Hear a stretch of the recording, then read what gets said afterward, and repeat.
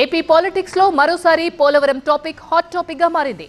Project నిర్మాణంపై clarity ఇస్తూ గత ప్రభుత్వం ఏపీ సీఎం చంద్రబాబు సంచలన ఆరోపణలు చేశారు. బాబు కామెంట్స్ కు అదే స్థాయిలో కౌంటర్ ఇచ్చారు మంత్రి అంబటి రాంబాబు. పోలవరం నిర్మాణంపై సీఎం చంద్రబాబు కీలక వ్యాఖ్యలు చేశారు. 2027 జూన్ నాటికి పోలవరం ప్రాజెక్టు పూర్తి చేయడమే తమ లక్ష్యమన్నారు. గోదావరి పుష్కరాల కంటే ముందే జాతికి అంకితం చేస్తామని తెలిపారు.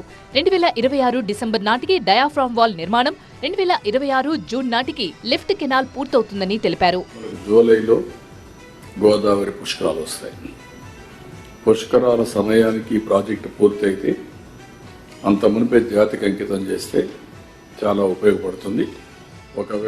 పోలవరం పర్యటనకు వెళ్లిన సీఎం చంద్రబాబు ప్రాజెక్టు ప్రాంతాన్ని ఏరియల్ సర్వే ద్వారా పరిశీలించి పునరావాసం, పరిహారం సహా పలు అంశాలపై అధికారులతో సమీక్ష నిర్వహించారు.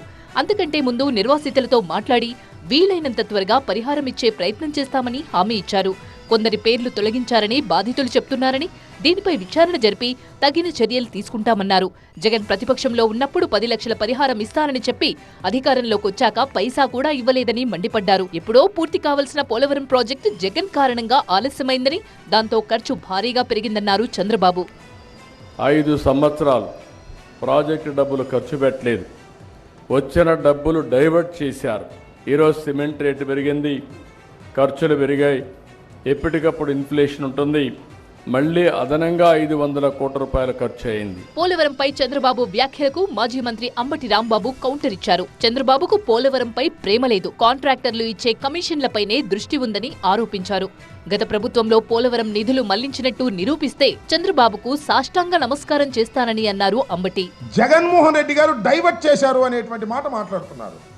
అయ్యా చంద్రబాబు నాయుడు గారు, ఈ విషయాన్ని మీరు నిరూపిస్తే సాష్టాంగ ప్రమాణం చేసి నీకు దండం పెడతా.